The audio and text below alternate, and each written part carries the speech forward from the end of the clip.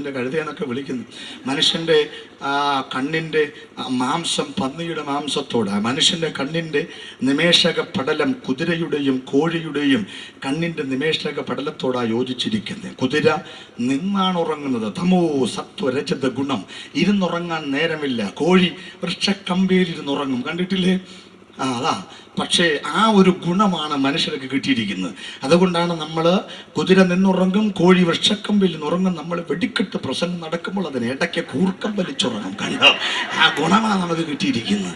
പിന്നെ ഒരു കോഴിയും താഴെ വീഴാറില്ല. യൂത്തിക്കോസ് വീണിട്ടുണ്ടെങ്കിൽ തന്നെയും നമ്മളും അങ്ങനെ വീഴാറില്ല. വീഴുന്നതുപോലെ ഭാവിക്കും സ്തോത്രം പറഞ്ഞ് എഴുന്നേൽക്കും, നമ്മൾ രക്ഷപ്പെടും. ദൈവത്തിന് സ്തോത്രം. പിന്നെ ഉറങ്ങിയില്ലെന്നൊക്കെ അറിയാൻ വേണ്ടിയിട്ട് അധീനതാ ലക്ഷ്യം എന്നും പറഞ്ഞൊരു കുന്ത്രാണ്ടം തലേ കിടക്കുന്നുണ്ട്. അത് നേരെ മുൻപോട്ട് വലിച്ചിടും. അതിൻ്റെ ഗുണമെന്ന് പറയുന്നത് നമുക്കെല്ലാവരെയും കാണാം, ആർക്കും നമ്മളെ കാണാനും പറ്റില്ല. മര്യാദയ്ക്ക് കണ്ണിന്റെ മുകളിലേക്ക് സ്കാർഫ് വലിച്ചിട്ടുള്ള ദൈവത്തിന് സ്തോത്രം. Price the lord, praise the lord, praise the Lord. കർത്താവ് ഇവിടെ പറയുന്ന കാര്യം കേട്ടോ, ദൈവത്തിന് സ്തോത്രം. ഇവിടെ പറയാണ്, ഇവർക്കൂടെ ആ യൂണിറ്റും കാര്യങ്ങളൊക്കെ കണ്ടപ്പം ഇവിടെ പിശാചിന് മറ്റൊരു ഗുണം പറഞ്ഞു, അവൻ ഉറക്കമില്ലെന്ന്. അവൻ ആര് വിഴുങ്ങേണ്ടു എന്ന് കരുതി ഇങ്ങനെ ഊടാടി സഞ്ചരിക്കുക. അവൻ രാവും പകലും ഉറക്കമില്ല. നമുക്ക് ഉറക്കം തീർന്നിട്ട് നേരമില്ല. അതുകൊണ്ടാണ് പൗലോസ് പറഞ്ഞു, ഉറങ്ങുന്നവരെ ഉണർന്ന് എഴുന്നേൽക്കാൻ പറഞ്ഞതിന്റെ കാര്യം അതാണ്. Price the lord, praise the Lord. അവൻ ഉറക്കമില്ല. ആരെ വിഴുങ്ങണം? ഞാൻ പറയാറുണ്ട്, ആരെങ്കിലും വിഴുങ്ങിയാ പോരെ?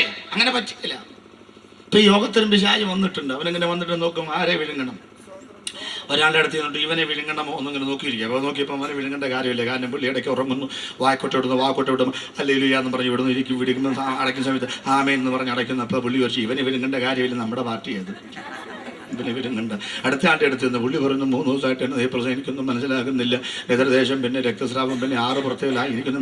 അപ്പോൾ ഇവനെ വിഴുങ്ങേണ്ട കാര്യമില്ല, ഇത് എൻ്റെ പാർട്ടിയാണ്, ഇവനെ വിഴുങ്ങേണ്ട കാര്യമില്ല. അങ്ങനെ ഓരോരുത്തരെ വിട്ടും ഒരുത്തനെ ഇരുന്നുകൊണ്ട് പ്രാർത്ഥിക്കുന്നു, കുറിക്കുന്നു, വീട്ടിൽ പോയി കുറിക്കുന്നു. അവർ പറഞ്ഞു, വിഴുങ്ങുന്നെങ്കിൽ ഇവനെ വിഴുങ്ങണം. അതാണ് ഈ ആരെ വിഴുങ്ങുന്നു. അല്ലാതെ സർക്കസുകാരൻ അമ്പലം ഒരറ്റത്ത് വിഴുങ്ങുന്ന പോലെ ഒരറ്റം മുതൽ വിഴുങ്ങുകയില്ലെന്ന്. പ്രയോജനമുള്ളവരെ മാത്രമേ അവൻ വിഴുങ്ങത്തുള്ളൂ. അപ്പോൾ അവന് ഉറക്കമില്ലെന്ന്, അടുത്തത് അവന് നാണമില്ല. ഒരു സ്തോത്രം പറ. നമ്മൾ നാണമില്ല നടക്കണമെന്നാണ് അത്. എന്തിനാ? സുവിശേഷത്തെ കുറിച്ച് എനിക്ക് ലജ്ജയില്ലാത്ത. ഞങ്ങളെയൊക്കെ ഒത്തിരി വീട്ടിൽ ആട്ടി തുപ്പി പുറത്തിറക്കി വിട്ടിട്ടുണ്ട്. പക്ഷെ ഞങ്ങൾ പിന്മാറാൻ ഭാവിച്ചിട്ടില്ല. പിന്നെയും ചെല്ലും ആ വീട്ടിൽ. എന്നാ കാര്യം എന്നറിയാമോ? രക്ഷിക്കപ്പെട്ട അന്ന് മുതൽ പിശാചിനെ ആട്ടിത്തുപ്പിയതാ. അവനിതുവരെ പോയിട്ടുണ്ട്. കുറച്ച് തുപ്പലും പോകുന്നല്ലാതെ അവൻ ഇതുവരെ പോയിട്ടില്ല. അവൻ പിന്നെയും വരും. നീ പോകാൻ നാണക്കേടില്ലെങ്കിൽ ഞങ്ങളും പിന്മാറാൻ നാണക്കേടില്ലാത്തവരാ. സുവിശേഷം നിമിത്തം നാണമില്ലാത്ത, അല്ലെങ്കിൽ സുവിശേഷം നിമിത്തം ലജ്ജയില്ലാത്ത ഭക്തന്മാരെ ഓർത്ത് ഇന്ന് രാത്രി ഞങ്ങൾ ദൈവത്തെ സ്തുതിക്കുന്നു. ഞങ്ങൾ നിങ്ങളുടെ വീട്ടിലൊക്കെ വരുമ്പോൾ ഉപദേശം ഇവിടെ കയറണ്ടെന്ന് പറഞ്ഞാലും പിന്നെയും വരുന്നത് തറവാറ്റിൽ ജനിക്കാത്തത് കൊണ്ടല്ല, പണമില്ലാത്തത് കൊണ്ടല്ല, സൗന്ദര്യമില്ലാത്തതുകൊണ്ട്, കഞ്ഞി കുടിക്കാൻ കാശില്ലാത്തത് കൊണ്ടല്ല. ഞങ്ങൾക്ക് വേണ്ടി കുരിശിൽ തൂക്കപ്പെട്ട യേശുവിന് വേണ്ടി ഞങ്ങളുടെ നാണവും മാനവും ഞങ്ങൾ വിട്ടുകളഞ്ഞവരോ. അവനെ കുറിച്ച് പറഞ്ഞുകൊണ്ടിരുന്ന തീരുകയില്ല. അവൻ നമ്മുടെ പ്രസംഗം മുതലെടുക്കും. അവന്റെ കർത്താവിനെ കുറിച്ച് പറയാൻ പോകും. Price the Lord.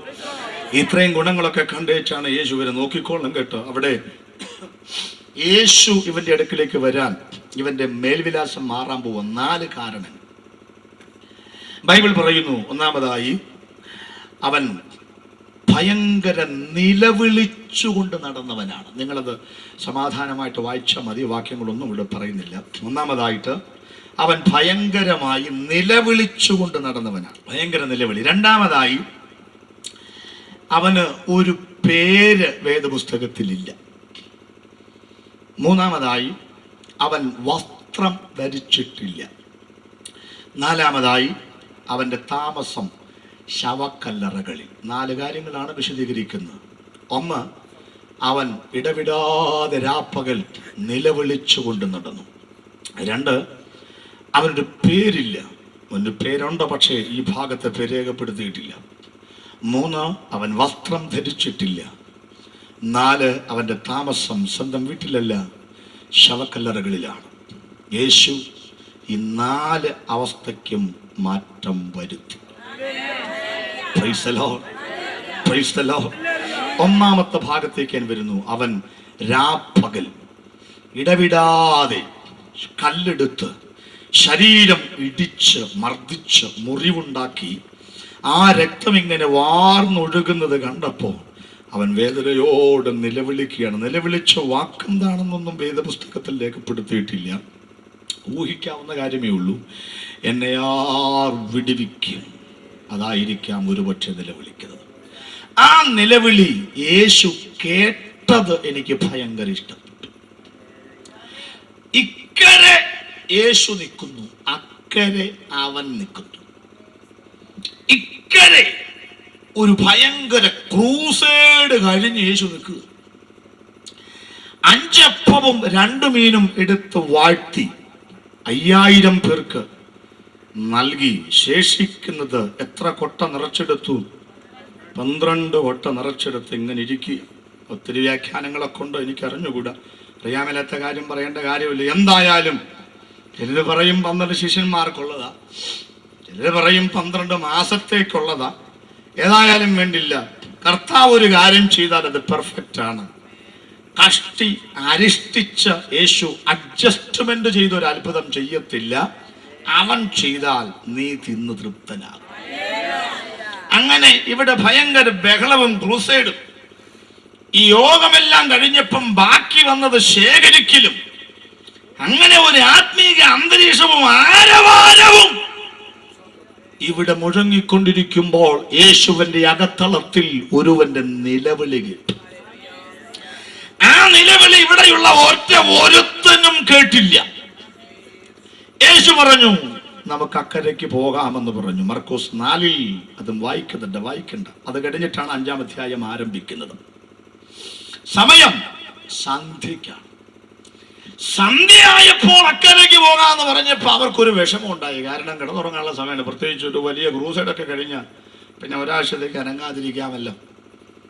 ഞങ്ങളൊക്കെ പാസ്റ്റർമാരൊക്കെ തിങ്കളാഴ്ച ഹോളിഡേ പ്രഖ്യാപിച്ചതുപോലെ ഞായറാഴ്ചത്തെ പണിയെല്ലാം കഴിയുമ്പോൾ തിങ്കളാഴ്ച ഒരു വിശ്രമം എന്ന് പറഞ്ഞതുപോലെ ഈ ഭയങ്കര ക്രൂസൈഡ് കഴിയുമ്പം പിന്നെ ഒന്ന് അനങ്ങാതിരിക്കാമെന്നുണ്ട്. യേശു പറഞ്ഞു, എനിക്ക് ഇപ്പം തന്നെ അക്കരയ്ക്ക് പോകണം. ഉത്തരം ആർക്കും മനസ്സിലായില്ല. ചോദ്യം എന്തിനാ ഇപ്പം ചോദിച്ചൊന്നുമില്ല. ഞാനൊരു കാര്യം പറയാം. ഇക്കരെ എന്തൊക്കെയുണ്ട്, അക്കരെ എന്തൊക്കെയുണ്ടെന്ന് പഠിച്ചു നോക്കി ഞാൻ. ഇക്കരെ 4 കാറ്റഗറിയിലുള്ള ആളുകളുണ്ട്. ഒന്ന് ക്രൂസൈഡും അതിൻ്റെ അനുഭവവും, ബാക്കി വന്ന അപ്പക്കഷ്ണങ്ങൾ എന്ന് പറഞ്ഞാൽ ഇഷ്ടംപോലെ കാശുണ്ട്. കമ്മിറ്റിക്കാർക്ക് കൈയിട്ട് വരാനുള്ളതെല്ലാം ഇപ്പുറത്തുണ്ട്. വരവക ചിലവക ഇല്ലകാന്നുമല്ല, ഇഷ്ടംപോലെ ഉണ്ട്. 12 കൊട്ട ബാക്കി ഇവിടെ ഇരിപ്പുണ്ട്. ഇതെല്ലാം ഇരിക്കുമ്പം പിന്നെ ആരെങ്കിലും അക്കരയ്ക്ക് പോവും? ഒന്ന്.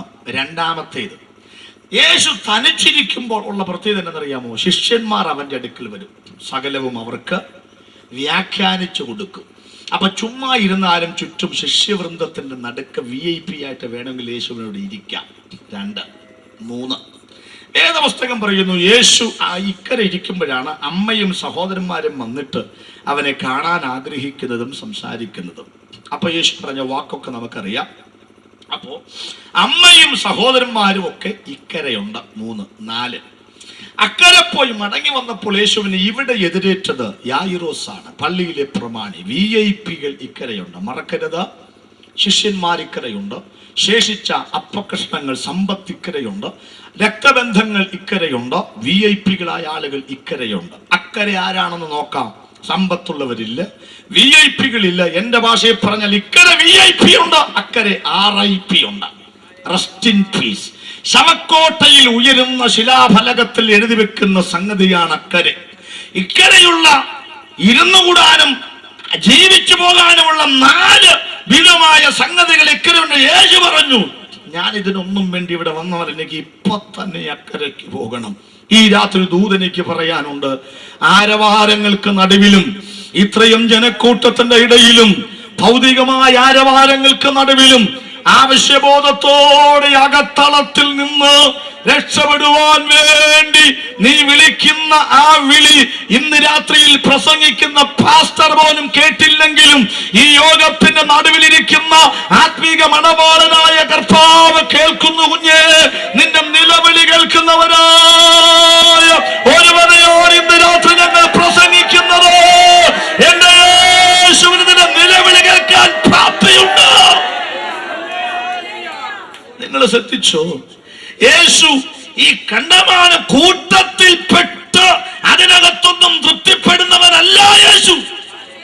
99 ആട് ചുറ്റും നിൽക്കുമ്പോഴും യേശു തിരക്കിയത് അതിനെയല്ല, കാണാതെ പോയ ഒന്നിനെയാണ്. എന്തിനെയാണ് ഒന്നിനെ തിരക്കിയെന്നറിയാമോ?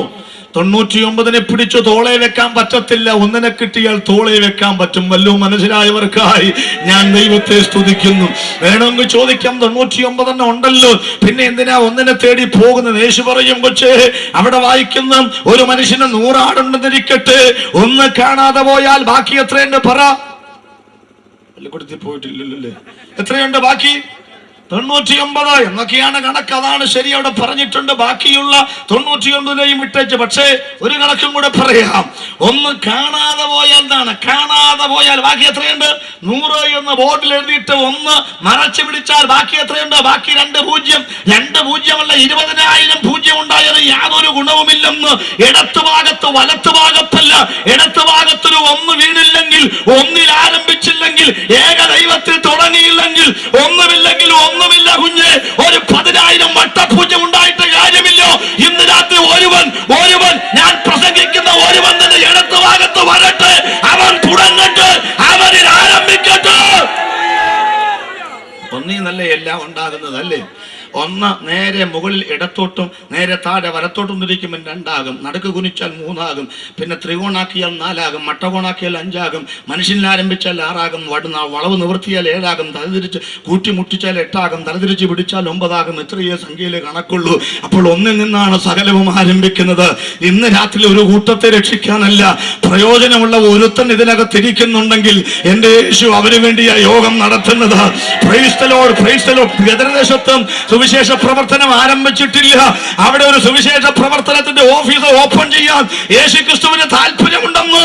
ഇന്ന് രാത്രി നിന്റെ വീട്ടിനകത്ത് ഒരു പ്രവർത്തനം ആരംഭിക്കാൻ എന്റെ യേശുവിന് താല്പര്യമുണ്ടെന്ന്. ആയിരങ്ങളെ 10,000ങ്ങളെയും വിട്ടേച്ചു. ഇന്ന് രാത്രി യേശു നിന്നെ പേടി വരുന്ന രാത്രിയാ. Praise the Lord. Praise the Lord. യേശുക്രിസ്തു പടകിനകത്ത് യാത്ര ചെയ്യുമ്പോൾ ശ്രദ്ധിച്ചോ? യേശുവിന്റെ ആ നിലവിളി കേൾക്കുന്ന സ്റ്റൈലാ ഞാൻ ഈ പറയുന്നത്. 79% വെള്ളമാണ്. 79% വരുന്ന വെള്ളം തലച്ചു. യേശുവിനെ വിളിച്ചുണർത്താൻ യേശു ഉണർന്നില്ല.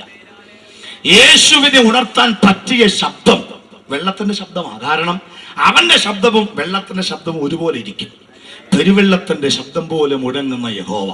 അപ്പൊ യേശുവിനെ ഉണർത്താൻ പറ്റിയ ശബ്ദം പെരുവെള്ളത്തിന്റെ ശബ്ദമാണ്. പക്ഷെ ആരവാരപ്പിന് യേശുവിനെ ഉണർത്താൻ കഴിഞ്ഞില്ല. പക്ഷെ അകത്തളത്തിൽ നിന്ന് ഒരുമിച്ച് വിളിച്ച അപ്പോസ്തലന്മാരുടെ ഒറ്റ വിളിക്ക് യേശു ഉണർന്നു. ഇന്ന് രാത്രി ഞാൻ ദൂത് പറയുകയാണ്, ഒറ്റയ്ക്കും നിന്റെ ദൈവത്തിന്റെ ഘനനയാഗങ്ങൾ, തകർന്നിരിക്കുന്ന മനസ്സ്, തകർന്നും നുറുങ്ങിയിരിക്കുന്ന ഹൃദയത്തിൽ ദൈവമേ നീ നിരസിക്കുകയില്ല. ശവക്കല്ലറയിൽ നിന്ന് രക്ഷപ്പെടുവാൻ പഴുതില്ലാത്ത മാരക രോഗത്തിനിടയിൽ നിന്ന് ഇന്ന് രാത്രി വിളിക്കേണ്ട ദൈവത്തെ അറിഞ്ഞൊരു വിളി വിളിച്ചാൽ പെരുവെള്ളത്തിന് ഉണർത്തുവാൻ കഴിയാത്ത ക്രിസ്തു ഇന്ന് രാത്രി നിന്റെ പടകിനകത്ത് എഴുന്നേൽക്കുവാൻ പോവുകയോ. ഇന്ന് രാത്രി നേരിയയിൽ യേശു എഴുന്നേൽക്കട്ടെ. വിളിക്കാൻ മനസ്സുള്ളവൻ വിളിച്ചുണർത്തട്ടെ. Praise the Lord. Praise the Lord. Praise the Lord. ആ ഒരൊറ്റ ശുശ്രൂഷ കഴിഞ്ഞ് യേശു മടങ്ങിപ്പോകും. വിശദീകരിക്കാൻ സമയം പോരാ. അമ്മ നിന്റെ നിലവിളി മാറ്റുന്നവനാണ് ദൈവം. Praise the Lord. Praise the Lord. അങ്കപ്പാടോടെ കരം വിട്ട് നിലവിളിച്ച ശീലം യേശുവിനുണ്ട്. അതുകൊണ്ട് സകല മനുഷ്യർക്കും രക്ഷിപ്പാൻ കഴിയാതെ വണ്ണം മാറി നിന്ന് വിതുമ്പുന്ന ഹൃദയം ഇന്ന് രാത്രി ഇതിനകത്തുണ്ടെങ്കിൽ പറയട്ടെ, എന്റെ ഹൃദയത്തിന്റെ ദുഃഖങ്ങൾ ആരോടും പറഞ്ഞാൽ മനസ്സിലാകത്തില്ലെന്ന് വിചാരിച്ചുകൊണ്ട് നിലവിളിക്കുന്നവരുണ്ടെങ്കിൽ പറയട്ടെ, ദൈവത്തിന്റെ ആത്മാവിന്റെ ബലഹീനതയ്ക്ക് തുണ നിൽക്കുന്നു കുഞ്ഞേ. ഇന്ന് രാത്രി വ്യക്തമായ ഒരു കാര്യം പറയാം, അവന്റെ ഹൃദയത്തിന്റെ സ്പന്ദനങ്ങൾ അറിയാൻ കഴിയും. Praise the Lord. Hallelujah. നിലവിളി മാറ്റുന്ന ദൈവം. യേശുവിനെ കണ്ടുമുട്ടിയ ശേഷം പിന്നെ അവൻ നിലവിളിച്ചിട്ടില്ലേ? ഒരു സ്തോത്രം പറഞ്ഞാട്ടെ. ഇന്ന് രാത്രി ഞങ്ങളും പറയുന്നു, കർത്താവിനെ കണ്ടുമുട്ടുന്നതിന് മുൻപ് കണ്ടവന്റെ ഒക്കെ മുൻപിൽ നിലവിളിച്ചിട്ടുണ്ട്. യേശുവിനെ കണ്ടുമുട്ടിയ ശേഷം വേറെ ഒരുത്തന്റെ മുൻപിൽ ഞങ്ങൾ കരയേണ്ടി വന്നിട്ടില്ല. ഹല്ലേലൂയ. നിന്റെ നിലവിളി മാറ്റുന്നവനായ ദൈവം. രണ്ടാമത്തെ കാര്യത്തിലേക്ക് വരാം. ഇവന്റെ പേരേശു മാറ്റാൻ പോവുക. നോക്കിക്കോ, അതാ വാക്യം. നിന്റെ പേരെന്ത്? അവൻ്റെ പേരെന്നതാ? ഒന്നുകിൽ അവറാച്ചനെന്നോ മർക്കോസിനെന്നോ പിന്നെ ലൂക്കോസ് എന്നോ അല്ലെങ്കിൽ അന്തപ്പനെന്നോ കോരപ്പനെന്നോ ലോനപ്പനെന്നോ എന്തെങ്കിലുമൊക്കെ ആയിരിക്കും.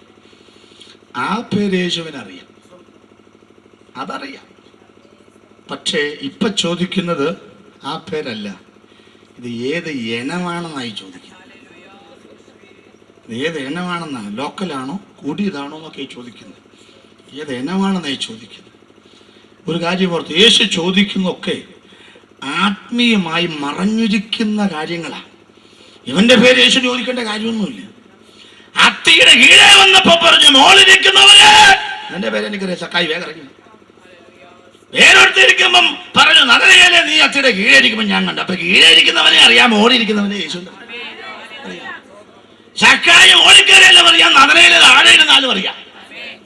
അപ്പൊ പിന്നെ ഇവനോട് പേര് ചോദിക്കേണ്ട കാര്യമില്ല. അപ്പൊ ഇവന്റെ പേര് ചോദിച്ചു, ഇവന്റെ അപ്പനും അമ്മയുടെ പേരല്ല ചോദിച്ചത്, ഇത് ഏത് ഏനാണെന്നാ ചോദിച്ചത്. അറിയാം, നോക്കി പേരിട്ടുള്ളത്. ഇല്ലെങ്കിൽ നാട്ടുകാര് വേറെ പേരിടും. ചില നാട്ടിലൊക്കെ ചെന്ന് ചില പേര് ചോദിച്ചപ്പോൾ ഞങ്ങൾക്ക് അറിയാമില്ല, എന്റെ കാര്യം ഇരട്ടപ്പേരുണ്ട് അവർക്ക്, ഇരട്ടപ്പേര്. അതാ. അപ്പൊ അപ്പനമ്മമാരൊക്കെ പ്രത്യേകം ശ്രദ്ധിച്ചോളണം. ഇന്നും പിറ്റും പേരിടുന്ന കാര്യമൊക്കെ പ്രത്യേക രീതിയാണ്.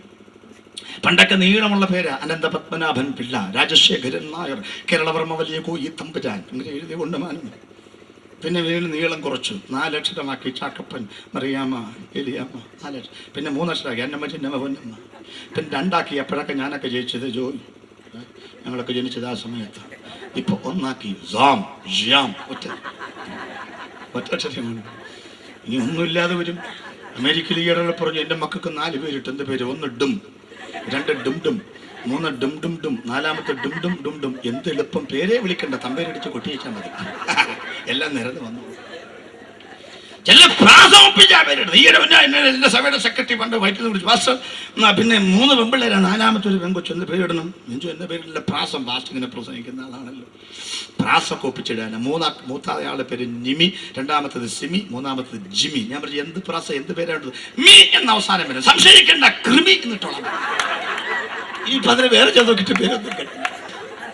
ചിലര് അപ്പന്റെയും അമ്മയുടെയും പേരിന്റെ ആദ്യത്തെ അക്ഷരമാണ്. എന്റെ മൂത്ത പെങ്ങളങ്ങനെ, അവളുടെ പേര് ലില്ലി, ഭർത്താവിന്റെ പേര് ജോയി. അപ്പൊ ലിജോ എന്ന് പേരിട്ടു. 2ാമത്തെ ഉണ്ടായ പേരോട് എന്ത് പേര്? ഞാൻ പറഞ്ഞു ജോലി എന്ന് തിരിച്ചിട്ടോളാം. അപ്പന്റെ അമ്മയുടെ പേര് അധ്യക്ഷനാണോ പിള്ളേർക്ക് ഇടുന്നത്? ആരൊക്കെ പറഞ്ഞ് പഠിപ്പിച്ചു. അങ്ങനെയാണെങ്കിൽ 10 ദിവസം ശലോമയും കൂടെ കല്യാണം കഴിച്ച് ആദ്യത്തെ അക്ഷരം കൊച്ചിനിട്ടാൽ ഇല്ലെന്റെ ഒട്ടിക്കാൻ കൊള്ളാം, പശ. മാർട്ടിനും ക്രിസ്റ്റീനയും കൂടെ കല്യാണം കഴിച്ച് ആ കൊച്ചിനെങ്ങാനും ആദ്യത്തെ അക്ഷരം പേരിട്ടാൽ, ദൈവമേ, അതിനെ ജന്തുവർഗത്തിൽ പെടുത്തേണ്ടി വരും. മാക്രി എന്ന് പേരിട്ടു. മര്യാദയ്ക്ക് പേരിട്ടുള്ളൂ. സ്റ്റേഷനിൽ കടന്ന് പേര് മേടിച്ചു നോക്കിയ ചില പേരുണ്ട്. പ്രാർത്ഥിച്ച വേദപുസ്തകത്തിന് പേരിടും. വല്ല മനസ്സിലായെങ്കിൽ സ്വോത്രം ചെയ്യും.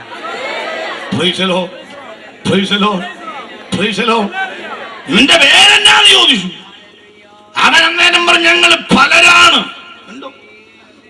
അവന്റെ യൂണിറ്റ് നൽകപ്പെടാ, ഞങ്ങൾക്ക് 6000 പേർക്കും കൂടെ ഒറ്റ പേരേ ഉള്ളെന്നു. എന്തോ എനിക്ക് അവനെ ഇഷ്ടപ്പെട്ടു കേട്ടോ. ഇവിടെ ഒരു വീട്ടിൽ ജനിച്ച് വിള 4 ഒരു പേരിട്ട് വിളിച്ച അപ്പനമ്മയും വിവരം അറിയും. പേരങ്ങോട്ട് വെളിപ്പെടുത്തി. ദൈവത്തിന് സ്തോത്രം. ഇവന് പേരില്ലേ?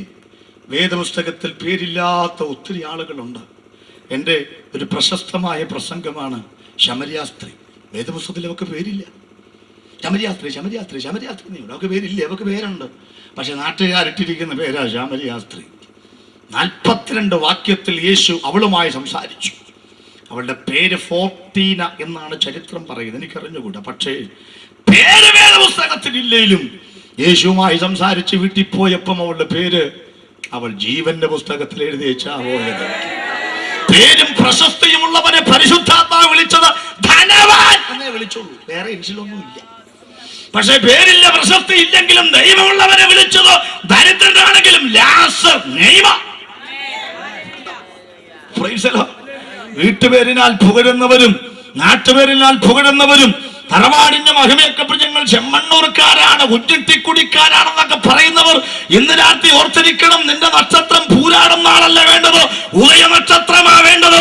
ചെമ്മണ്ണൂരും കുഞ്ഞിക്കുട്ടിക്കുടിയുമല്ല വേണ്ടത്, കുരിശും മൂട്ടിലാ ജനിക്കേണ്ടത്. ഇന്ന് രാത്രിയിൽ ഉദയ നക്ഷത്രത്തിനകത്ത് കുരിശും മൂട്ടിൽ ജനിച്ച ഭാഗ്യമാനിൽ ജനിച്ച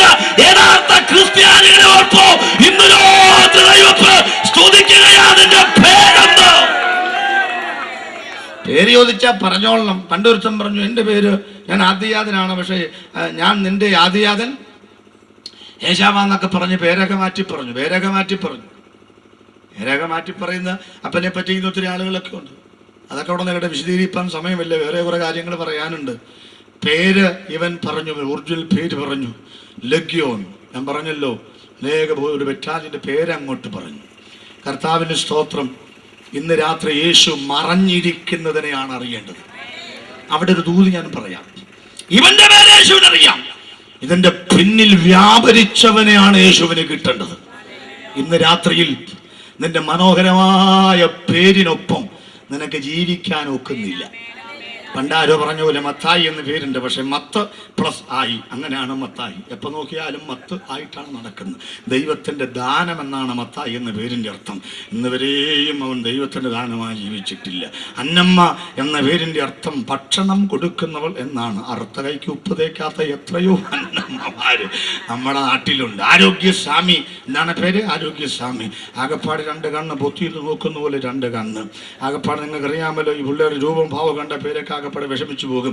ഏതാണ്ട് കണ്ടത്തിന് വരമ്പ് വെച്ചതുപോലെ 2 കൃതാവ് നേരെ താഴോട്ട്, പശു നക്കിയ പുല്ല് പോലെ 2 നേരെ മുടി നേരെ മുൻപോട്ട്, പൈനാപ്പിളിന്റെ മൂട് പോലെ 4 മുടി നേരെ പിറകോട്ട്, ചെറുകിടക്കിന് വാരമാടി പോലൊരു വയറ്, മുരിങ്ങാക്കോല് പോലെ 2 കാല്, അച്ചിങ്ങ പോലെ 2 കയ്യ്.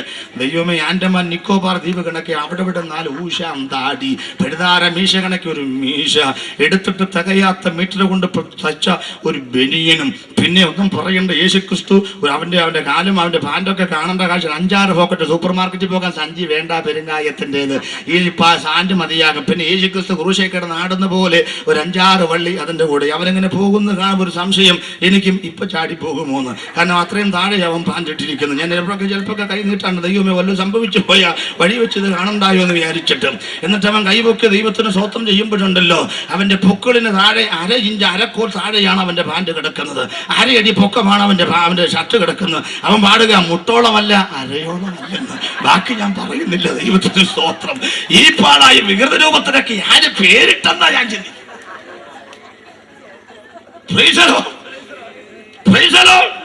യേശുവിനറിയേണ്ടതിന്റെ പിന്നിൽ വ്യാപരിക്കുന്ന ആ വികാരം അറിയേണ്ടതോ. നിങ്ങൾക്കറിയാം, ഒരു കാലത്തും ഗതി പിടിക്കാത്തതിന്റെ കാര്യം പേരിട്ടതിന്റെ കുഴപ്പമല്ല, അതിന് പിന്നിൽ ഒരു ശക്തി വ്യാപരിക്കുന്നുണ്ട്. തെളിവ് തരാം. അവിടെ യേശു ഒരു വാക്ക് കേൾക്കണം.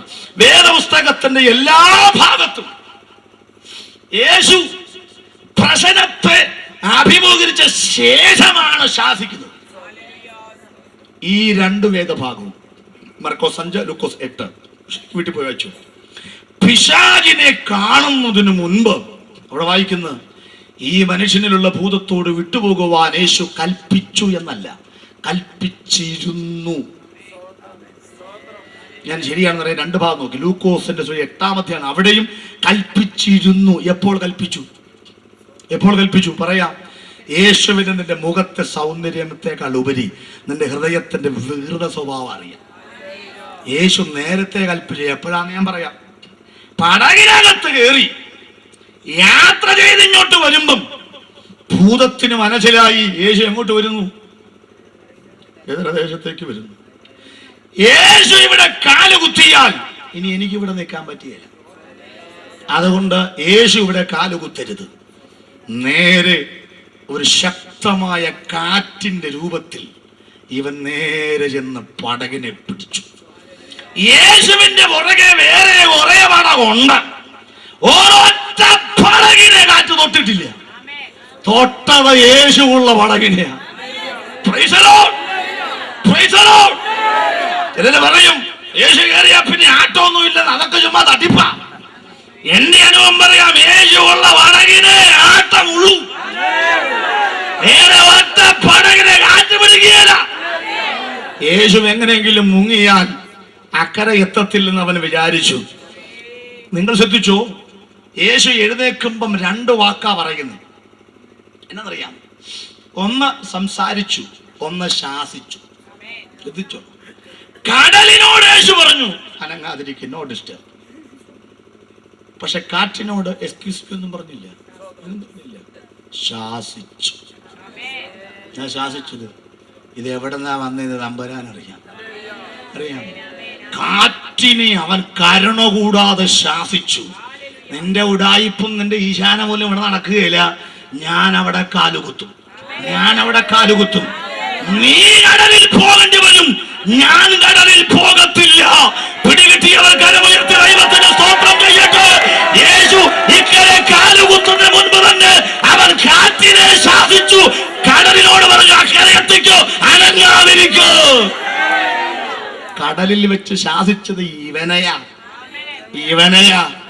ഇവൻ അവിടെ കിടന്നുകൊണ്ട് മരണവെപ്രാളം എടുത്ത് യേശു വന്നപ്പോഴേക്കും ഓടിച്ചെന്ന് സറണ്ടർ ചെയ്യുന്ന രംഗമാണ് നമ്മൾ അവിടെ കാണുന്നത്. ആയുധം അവൻ താഴെ വെച്ചിട്ട് ഈടങ്ങുന്ന രംഗമാണ് കാണുന്നത്.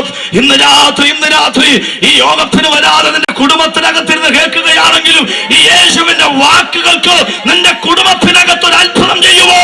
ഇന്ന് രാത്രി കഴിവുണ്ട് സ്നേഹിതോ. ഈ രാത്രിയിൽ എവിടെ ഇരുന്നാലും അവന്റെ വാക്കിന് പവറുണ്ടോ?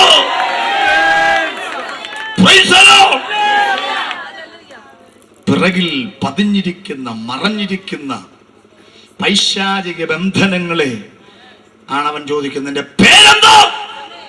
കണ്ടോ, തമ്പുരാൻ ചോദിച്ചാ ഉള്ളത് പറയേണ്ടി വരും. അപ്പൻ ചോദിച്ചിട്ടും യാക്കോബ് പറഞ്ഞില്ല.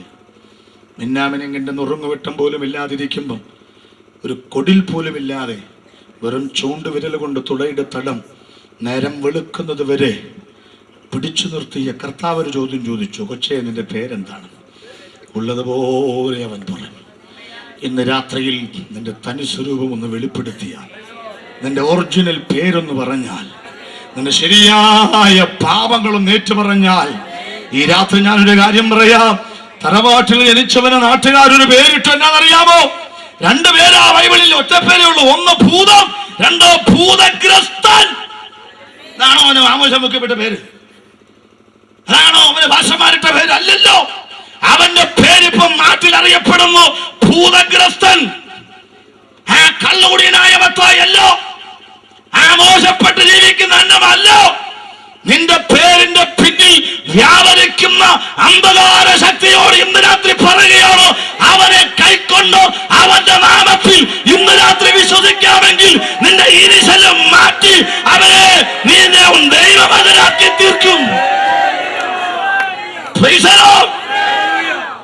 ഞങ്ങളുടെയൊക്കെ പേരെന്നാന്നറിയായിരുന്നു? അത് ശരി, ഓരോ പേരിൽ അറിയപ്പെട്ടിരുന്നതാ. സാര പുള്ളികളൊന്നുമല്ല. ഞങ്ങൾ എപ്പോഴും പറയുന്ന പോലെ ഇതിനകത്ത് കയറിക്കൂടാതിരിക്കാൻ അരക്കായി നോക്കിയതാ, ഉൾക്കൈ ഇട്ടു. പ്രൈസലോ. ഇപ്പം നിങ്ങൾ നോക്കുമ്പോൾ reverend, pastor, brother, very reverend, നിവാദിശ്രീ എന്ന് പറഞ്ഞ നിതാന്ത വന്യ ദിവ്യ മഹിമശ്രീ, സെൻട്രൽ പാസ്റ്റർ, ചീഫ് മിനിസ്റ്റർ. എൻ്റെ പണി ഇതെല്ലാം വെറും ചീപ്പായിരുന്നതാ. വെറും ചീപ്പായിരുന്നു. ഇപ്പൊ ഉൾക്കൈയൊക്കെ ഇട്ടിങ്ങനെ ഞങ്ങളെങ്ങനെ നിൽക്കുന്നേ ഉള്ളൂ. ഞങ്ങളുടെയൊക്കെ പേര് മാറ്റിയൊരു ദൈവമുണ്ട്. ഞാൻ കഥാപ്രസംഗം. എൻ്റെ അപ്പൻ്റെ കൂടെ 6ാം ക്ലാസ് മുതൽ രഞ്ജിനി കലാവിൽ നിന്ന് കഥാപ്രസംഗം പറഞ്ഞാണ്. എൻ്റെ സഹോദരന്മാർ എപ്പോഴും പറയും ഭാഷണീയ വാക്ക്. ഞാനും അങ്ങനെ ഈ ഇല്ലാത്ത സാഹിത്യമൊക്കെ പിടിച്ചിങ്ങനെ എന്നതൊക്കെയാ പറഞ്ഞത്. എനിക്കെന്ന് വെച്ചു പച്ച വിരിച്ചു നിൽക്കുന്ന നെൽപ്പാടകൾ, അവയ്ക്ക് വെഞ്ചാമരം വീശിക്കൊണ്ട് നിറകുംഭങ്ങളും എന്ത് നിൽക്കുന്ന തെങ്ങിൻ തൊപ്പുകൾക്ക് പുനരഞ്ഞാണം ചാർത്തിക്കൊണ്ട് കുടുങ്ങിയൊഴുകുന്ന കാട്ടരുവി അരുവിയിൽ സ്വർണ്ണ നിറം പൂശിക്കൊണ്ട് ഇരുട്ടിന് പുൽകാൻ ശ്രമിക്കുന്ന സന്ധ്യാസൂര്യൻ. വല്ലതും മനസ്സിലായോ? അത് കഴിഞ്ഞ് ഞാൻ പറയും, അല്ലോ അങ്ങോട്ട് നോക്കൂ എന്ന് പറയും. എന്തിനാന്നറിയാമോ? എനിക്ക് വേണ്ടി മരിച്ചോ എന്റെ കർത്താവായ യേശുക്രിസ്തുവിന്റെ കഥയാണിത്. എന്റെയൊക്കെ പേര് മാറ്റിയ ദൈവത്തിനായി ഇന്ന് രാത്രി ഞാൻ ദൈവത്തെ സ്തുതിക്കുകയാണ്. അത്യാവശ്യം കുറച്ച് കള്ളത്തരവും പോക്കറ്റടിയും ഒക്കെ എന്റെ ജീവിതത്തിൽ ഉണ്ടായിരുന്നു. സ്വത്രം പറഞ്ഞില്ല, ഞെട്ടിപ്പോയി. ഈ കള്ളനെയാണോ 3 ദിവസം ഇവിടെ താമസിപ്പിച്ചെന്നാണ് ഇപ്പൊ ചിന്തിക്കുന്നത്. ആരും പേടിക്കണ്ട, ഞാൻ അതായത് സ്വഭാവം എല്ലാം നിർത്തി. ഇന്ന് രാത്രി മുതൽ ആരുടെയെങ്കിലും പേനയോ കടലാസോ പേശോ കാണാതെ പോയാൽ ഞങ്ങളാരും ഉത്തരവാദിയല്ല. ഞങ്ങളൊക്കെ ക്രിസ്തുവിൽ, ഒരുത്തൻ ക്രിസ്തുവിലായാൽ അവൻ പുതിയ സൃഷ്ടി.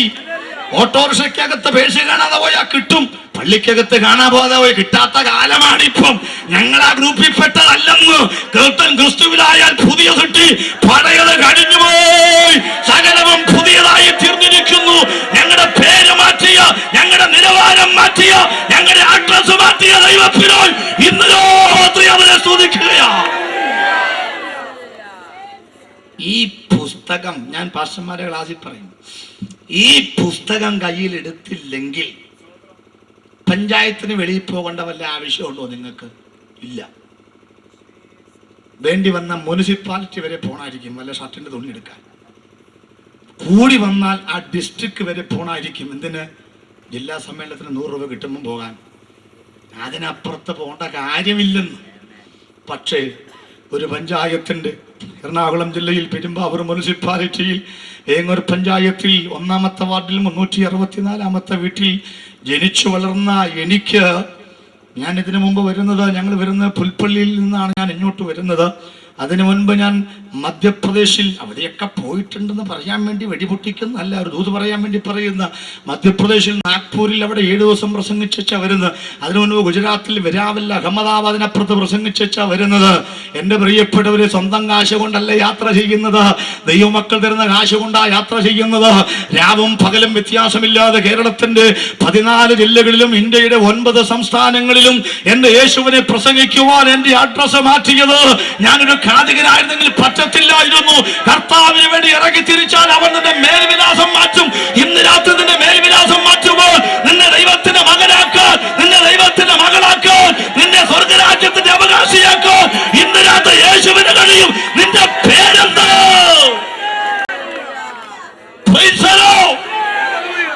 ദൈവത്തിന് സ്തോത്രം. യേശു ഒന്നാമത് അവന്റെ നിലവിളി മാറ്റി.